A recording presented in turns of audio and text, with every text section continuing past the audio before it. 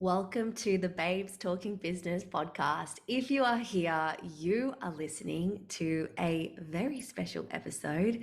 This is one of 4 episodes from our 4-part series called Your Metamorphosis Manifesto, Unleashing Your Magnetism in 2024. So welcome. We are so excited to welcome you into this beautiful 4-part series as we leap into a new year. And just a little side note, if you're catching up on this past the new year, please stick with us. It doesn't matter whether it's the end of a year, the beginning of a year, the beginning of a new chapter in life, in business. What we are covering in this 4-part series is so relevant to any type of metamorphosis that you may be wanting to go through or are ready for or are currently going through. So just to introduce the 4-part series, episode 1 goes into the topic of mastering your energy. It is something that we think is so important when you are opening a new page, a new chapter, especially, with the goals and the dreams that you've got written down, whether it's on a vision board or in your journal or in your mind. Part of this process is so around energy and what vibration you are at. What frequency do you show up in? So we really dive deep into this topic for episode 1 as we kick the series off. Episode 2 is all about intentional proximity, one of my favorite topics. The goals that we achieve and what we create in our life, our mindset, what we manifest and cultivate has everything to do with your proximity.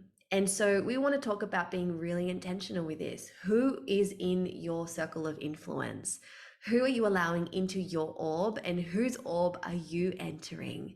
We think this is such a key topic when we talk about being magnetic and unleashing what it is that you're ready to dive into. Proximity is key. After all, we are the average of the top 5 people we hang around with most. So we go deeper into this conversation and really give you some tools and resources to utilize to make sure you're entering this new chapter with intention.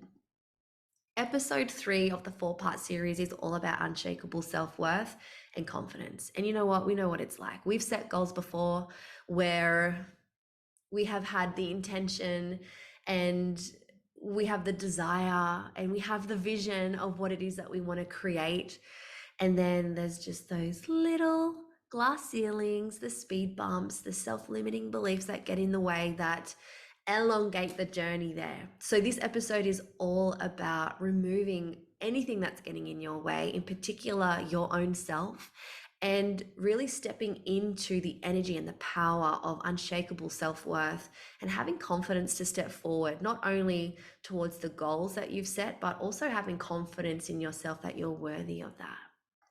And last but not least, episode 4 of the 4-part series, we talk about magnetizing your best year yet. We talk a little bit on goal setting, some of the strategies that we use at this time of year, and we share that with you. We've got some beautiful free templates for you to use and download.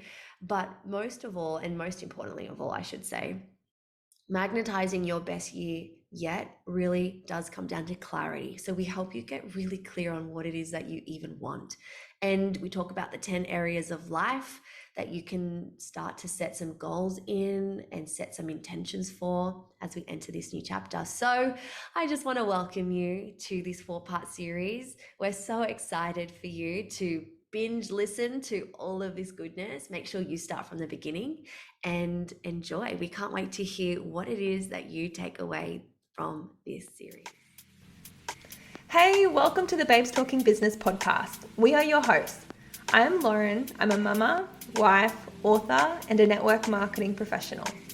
I'm really passionate about empowering women to step into their power and becoming self-led, self-ignited, and excited when it comes to their finances, businesses, relationships, and life. So I love we have created this space where women can come together to rise together, to have real and raw conversations and be reminded of their power, their worth, and their vision when they forget. Because when one woman wins, we all win. And sometimes we just need someone to go first to show us what's possible. And I'm Shani. I'm a multi-passionate entrepreneur who loves to diversify the way I create wealth. And I love empowering and teaching you about it too. I'm an international speaker, a course creator, a professional network marketer, but my favorite job of all is being a mama. It's really important for me to fulfill my life's purpose with the impact and the work that I do. But my highest value is family. And so navigating the balance between being a kick-ass woman in business and a conscious mother is where I'm at, and excited to share that with you too. Hang around me long enough and I'll show you how to step into your full potential and have you cultivating health, wealth, and fortune in a soulful and joyful way that feels good. Welcome to the Babes Talking Business podcast. I'm so excited for this little 4-part series called Your Metamorphosis Manifesto. It's a 4-part series for unleashing your magnetism in 2024, which means for the next 4 weeks, we are going to be dropping an episode that's part of this 4-part series to help you not only wrap the year up nicely and strongly and in your power and in your full energy, but to really help everybody enter the new year, 2024. Can you believe it, Loz?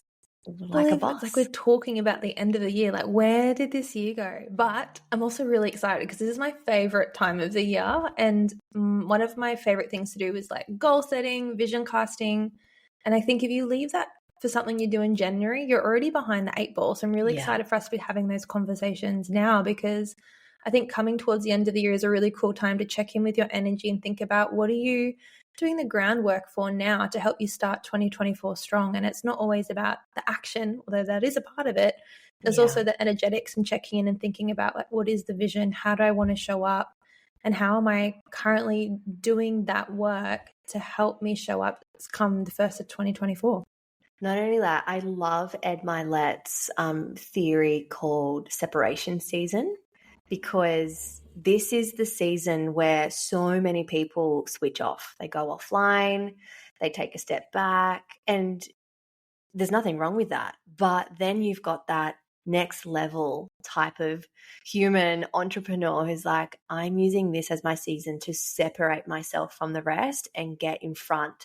And I love using this season for that. I love using it, like you said, vision casting, setting goals, reflecting, but also really getting very super clear on who it is that I am becoming in the next year. So we thought we would kick off this episode and this 4-part series all around your energy, all around really just nailing it.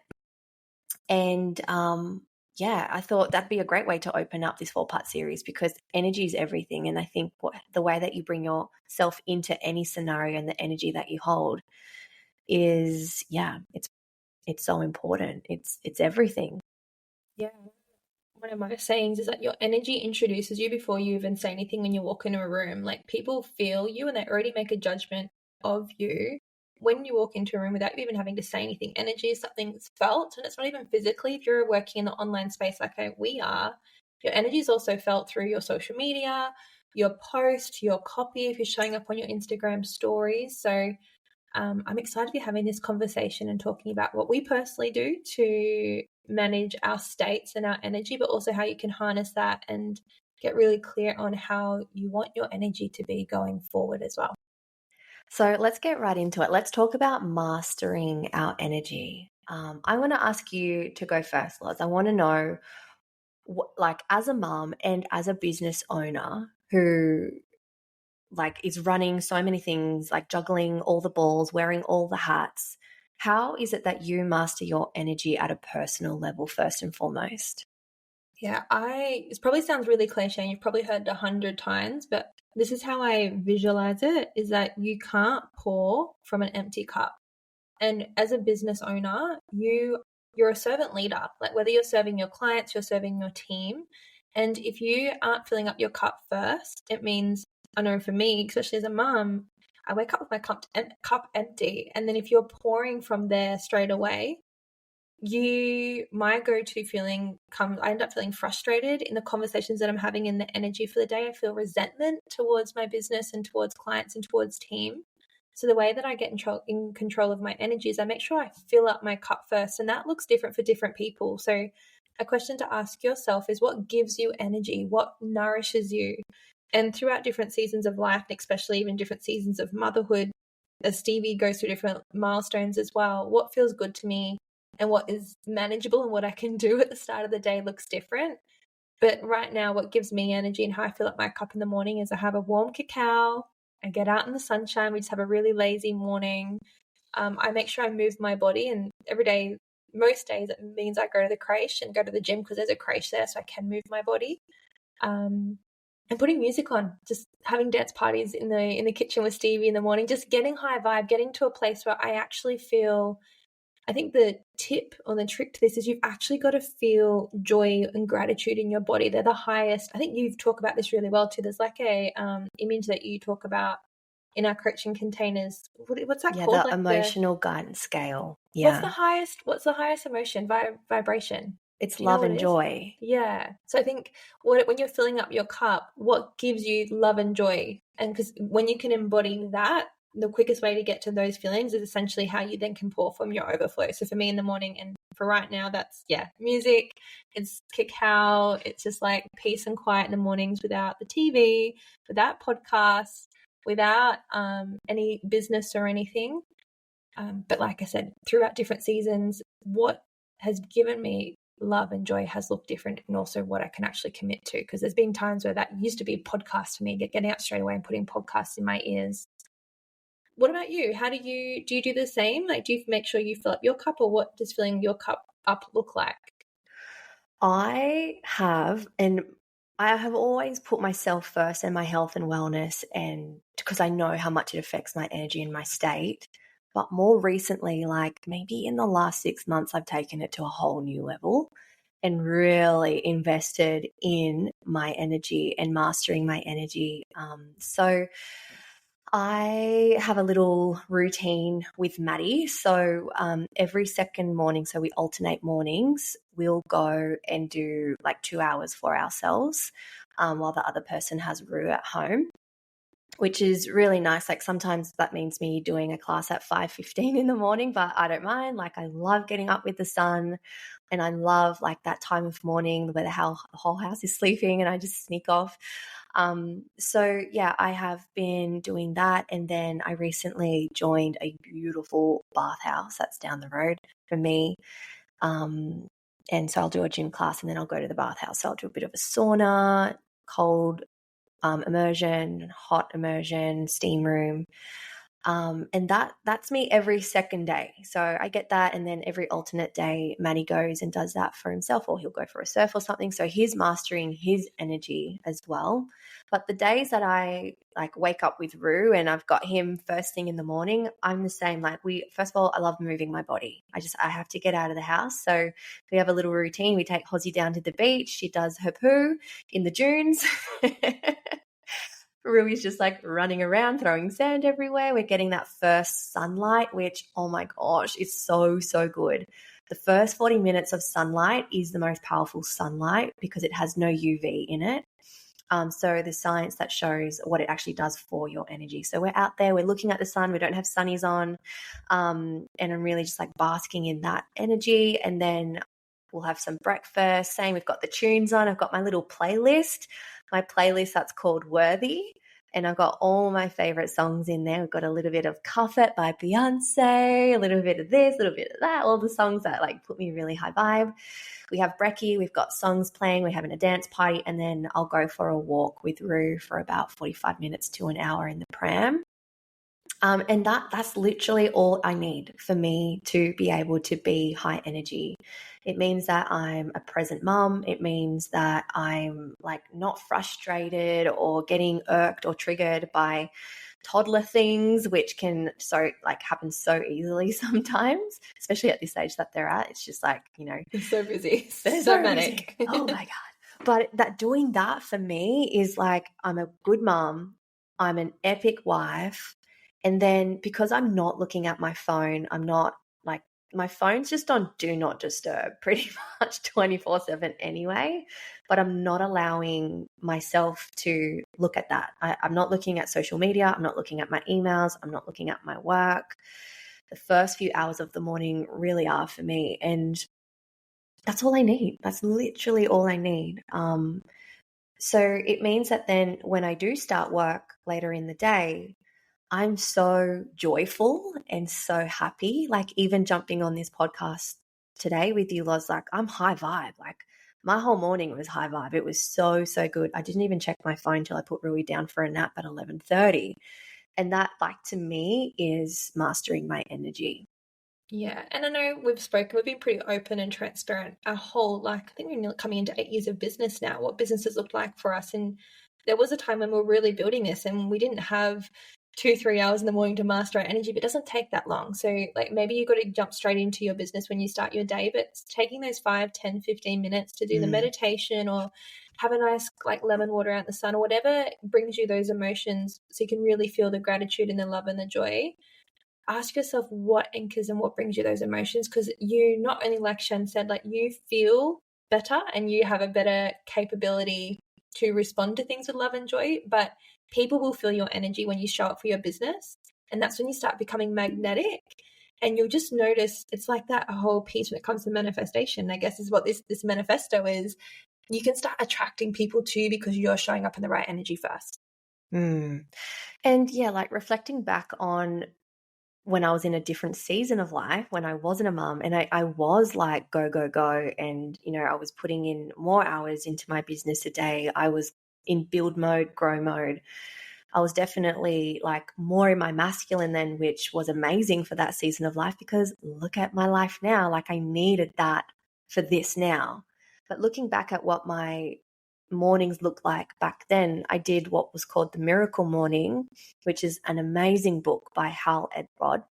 And it's it's a little simple acronym, My Savers. Gosh, I have to think about what they all are now. M is meditation.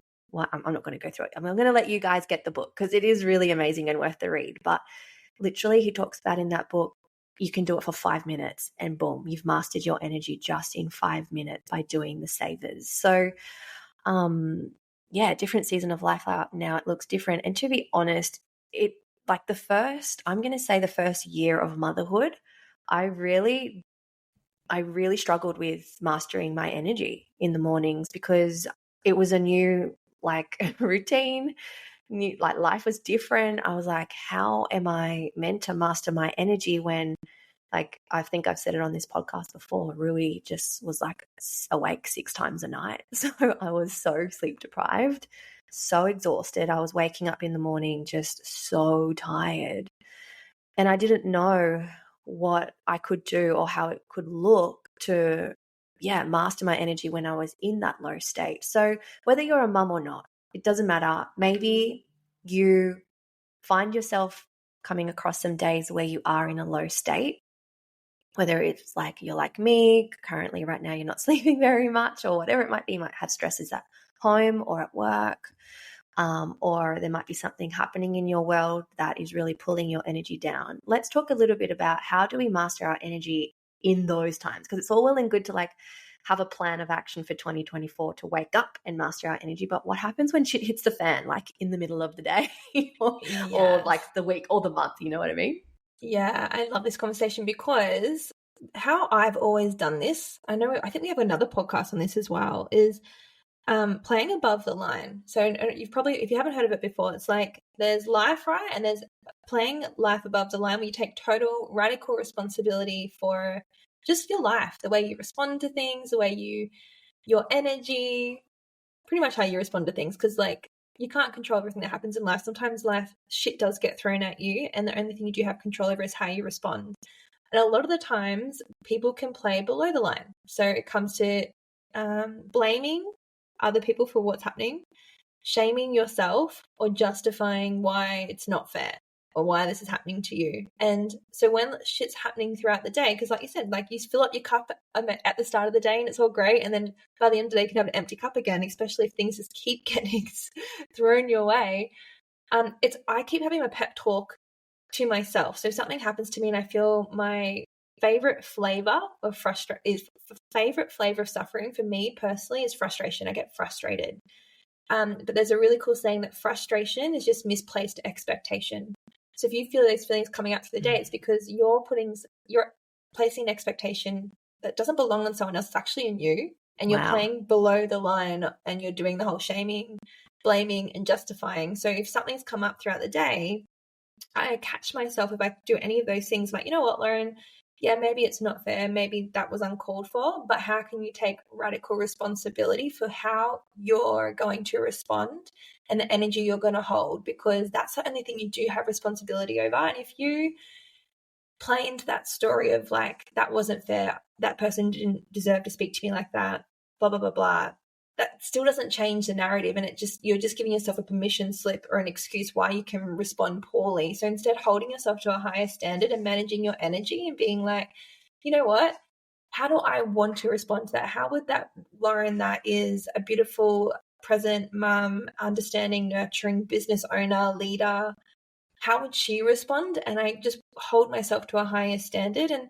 look, I don't always get it right. I'll admit that. I think we're human. But if you get it wrong and you catch yourself playing below the line, it's also about having that, I guess, the awareness to apologize. And like, hey, you know what? I've had some time to sit with that. I'm really not proud of how I responded. This is how I would have loved to responded. Like, can we talk about that? So that's kind of what I do. It's the responsibility game of taking responsibility for your energy throughout the day. Do you have anything that you'd speak into on that? First of all, I just want to say that you do actually do that really well. I love like when you do reflect on something and you turn around and you're like, yeah, wow. I've sat on that, or I slept on that, and I'm not really proud of how I did that, or whatever. Like, you always take such radical responsibility, and I love that about you. It's one of the things I really do love about you, Lizzie. Thanks for me. I am a little bit of like, I really reflect on things and I'll sit with things for probably longer than the typical person. But I really love to journal things out. That's like that's how I'm able to come to the meaning of it all, or see the silver lining in what's happening, or understand the perfection in it. And I always say, it's funny, I always say this to everybody who's going through something, like, there is perfection in this, and it is God, spirit, source, the universe conspiring. Right now it doesn't feel fair and it doesn't make sense, but you will have hindsight eventually, and it will all make so much sense. And I know that because I think about all the challenging times I've had in my past, and now with hindsight, like, isn't hindsight such a beautiful thing? I feel like it's just like a little sprinkle of wisdom, because you get to look back and you're like, oh, that had to happen that way for this amazing thing to then happen. So some of my journaling prompts that I can think of on the top of my head are like, what's the truth in this? That's one of my favorite questions, especially when someone or something is triggering me and it's like reflecting back to me something that I'm not liking, whether it's about myself or it's about them. I'm always asking myself, what's the truth in it? Or what am I learning out of this situation? How is this making me a better person? And so reflecting, as much as it's super uncomfortable, because the truth always is so uncomfortable, it will take me a few days to be like, you know what? I actually don't care about this anymore. I'm not polarized on this situation, and I've mastered my energy to a place where I'm like equilibrium. Like, I'm in the middle. I'm here nor there. It's good nor bad. I'm like not happy or sad. Like, it's just, it is what it is, and it's just perfection. So I will actually put all of my journal prompts in the show notes for this episode, because they are really helpful. I've got about 8. And they're just my go-to. They're my go-to journal prompts to really help me. And I think it's so powerful to actually write it out on paper. Don't like look at the question and think about it, or type it up. I always say writing in a journal has like a superpower in it that nothing else can ever override. And yeah, just if like I look at my journals now over all the times I've had something really shitty happen, and it's just like your pen just doesn't stop writing, and then you start to equilibrate like the situation. So that's another way, I guess, you can master your energy in a low state. Yeah, so powerful. Something I think you even taught me, and this is something I used to teach kids working in child protection, just even about emotional regulation. And it comes back to that whole filling your cup like analogy, but you talk about having a joy menu. And I think even just things like that today, like managing your state is feeling when you feel like something's triggered you or something's Mm, made you pour from your cup, like having a list of things that raise your vibe. And like there might be some that you can't do right on the spot, but I'm sure there's lots that you can do. It might be like 3 breaths, it might be journaling, like Shan said, to like kind of get rid of the icky energy and try to get back to a centered equilibrium. Or for me, it's like a quick music, it's a meditation, it's a cuddle with Stevie, it's like there's just so many things. So even a joy menu, I know it's something we talk about in our holistic health mm. program as well. We've got a couple of master classes on mental health and happiness. I know this is something that it's an easy thing to do, but something you can has a quick reference to help you throughout the day to just fill up your cup and bring you back into a joyful state. Yeah, yeah. Just ask yourself the question, like, what are your values in life? What's really important? And live life in accordance to those every day, like schedule it in. I've got my journal right next to me actually, and I'm just looking at some of the things I've written in here. Like, ask yourself, what are you super inspired about? What's like your life declaration that you you want to aim to achieve and be, have, do. Um, but yeah, the joy menu is really, really powerful. And even I know this is getting like a little bit into in the intricacies, but if you were to write down your joy menu, like everything that brings you joy, and then divide it in things that you can do daily off that list, things that you can do weekly, monthly, quarterly, annually, and then seasonally. So like some of my seasonal joy menu items, just for an example, is like sitting in front of a fire. Like you wouldn't do that in summer, right? So that's like a winter thing, or like sunbaking in the sun. That's a summer thing. So really break it up, because when you can break it up in daily, weekly, monthly, quarterly, yearly, and seasonally, you can then literally schedule it in to your calendar. So like you schedule meetings, appointments, your nails, your hair, your skin, like all that stuff. You literally put your joy menu items into your calendar like it's a date with yourself. And that is my ultimate way of mastering my energy, because I know I'm putting myself first before anything and everything else. And if someone says to me, hey, Shan, like, are you free for a Zoom meeting at 1 o'clock? Look at my calendar and I'm like, no, actually, I'm at the sauna at that time. Can you do too? And that in itself is really powerful. Yeah, and this is something that I really struggle with, and I know I talk about some of my self-limiting beliefs around this in my book, The Surrender Project. And something I anchored into a lot is the belief, and I believe it now. I used to just say it until I convinced myself that I believed it. But joy-inducing activities are money-producing activities. And it comes back to the whole energy thing. Like if it brings you joy, it's going to raise your vibration. It's going to make you magnetic, which is going to help you make more money. So this is something that you feel yourself feeling guilt around, and maybe it's the whole working.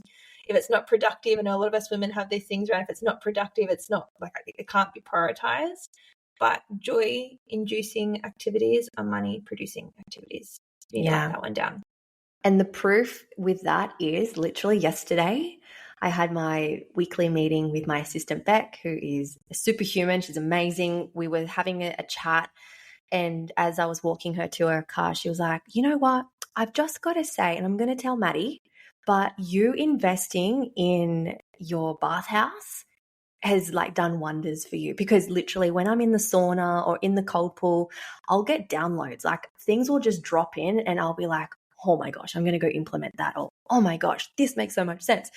And she literally said to me yesterday, walking out the door, like, that has been the best investment for you. I have seen you change in your energy so much. So I want to wrap this episode off by asking you, the listener, the question, what is it that you can implement today or this week or this month or before 2023 ends that's going to allow you to master your energy so that you enter 2024 worthy, feeling so aligned, feeling on fire, ready, inspired, and as a visionary for your life and your future. That is your homework. Go and check out the show notes. Some journal prompts will be in there for you, and we will see you in the next episode of this 4-part series. We're so excited. Thank you for joining us, and we'll see you next week. See you guys soon.